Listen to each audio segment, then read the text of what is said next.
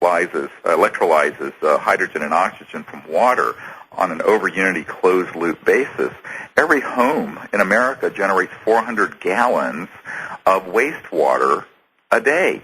And most of that is not sewage. Most of it's gray water, which could be charcoal filtered, and you could run your house and car on it.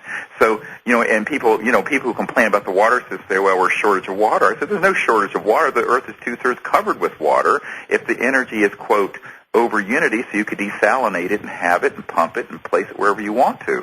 So these technologies, whether it's quantum vacuum, whether it's these advanced harmonic multiple phasic systems that electrolyze water into Brown's gas and can be a closed-loop system. We know these have existed. We're actively looking for someone who actually can demonstrate this for us.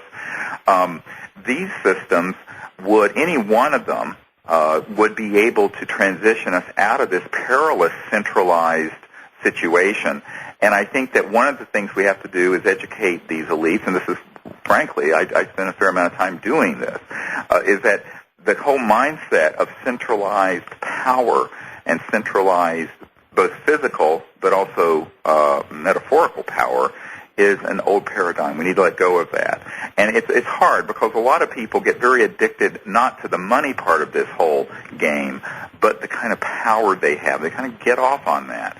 And I think it's a psychological illness, frankly, and I think that it's something we have to be very careful of. This is why we're in the process right now of forming a foundation, a nonprofit foundation, that most of Arrow's assets and funds would be in once this gets going, so that no individual is sitting with a lot of resources that would go into this foundation that will be committed to gifting these systems to poor areas in the world where, let's say, the system costs $5,000 or $10,000. Well, if it's a poor village in Asia or Africa, you might as well say $5 billion. They don't have it, so you're going to need to bring these systems out in a way that's cooperative with other agencies and foundations, so that the part of the world that's actually having an enormous amount of environmental destruction and poverty that could not afford to buy these systems would have them gifted to them or somehow placed in them in a way that would be supported institutionally.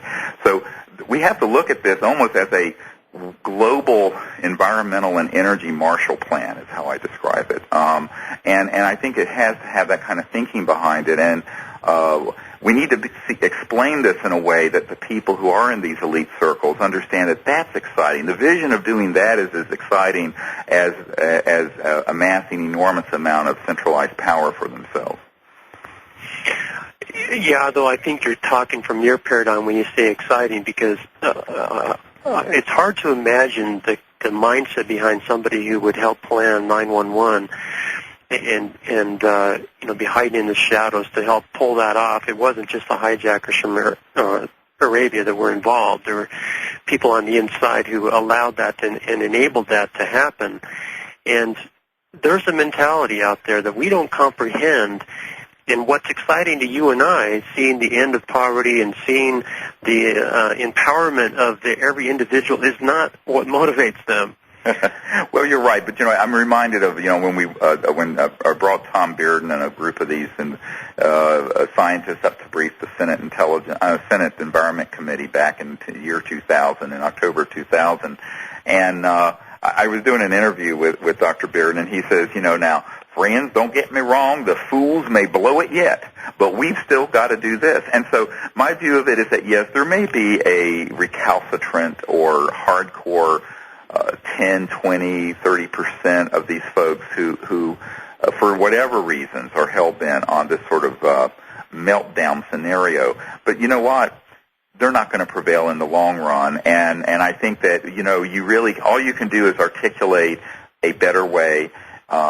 We have a whole group of people who do nothing but, frankly, meditate and pray for these people's enlightenment and guidance, and then take the right actions and teach by your own actions.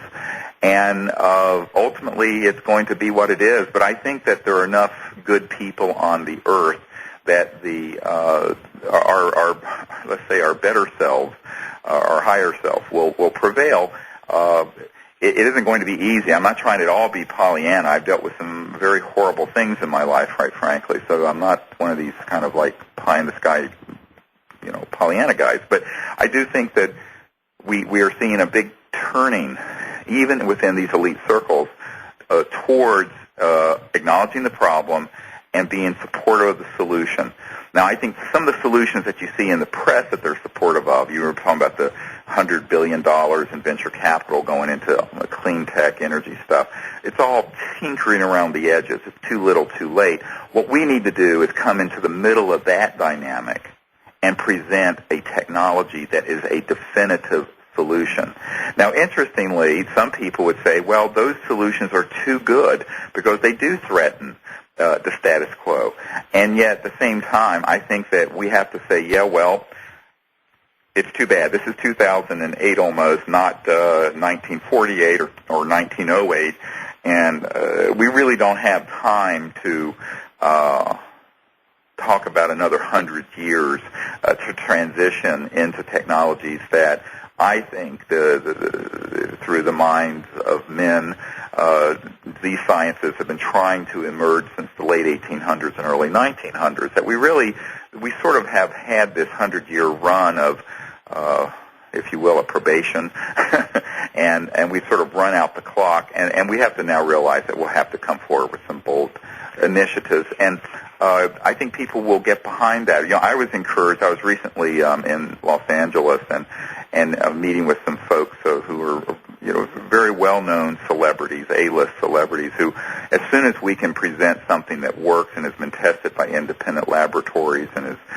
reproducible, which is part of what we require, that it has to be scientifically reproducible, that they'll get behind it. And I think that we're going to see all walks of life, whether it's the sort of elements of this elite power structure, people in the public sector, people in the political realm that are open to these discussions that we've had meetings with. I was meeting with the presidential candidate not long ago talking about these things, and they're very excited about this being possible. A ranking member of the House Energy and Commerce Committee said, gosh, as soon as you have something like this, I would absolutely host you and your team to demonstrate this to our committee in the House of Representatives of the United States. I mean, I think we have a substantial network of people that are the friendlies, and I think that what the energy researchers out there need to hear is that they're not alone, and that there is a big network they can plug into, and that we need to make this effort together to see if we can't make some bold initiatives here in the coming months. One of the things we've not addressed yet is the inventor who comes forth with the technology that meets the criteria you're describing. The total pot is $5 million minimum, and then there's a $200,000 up front.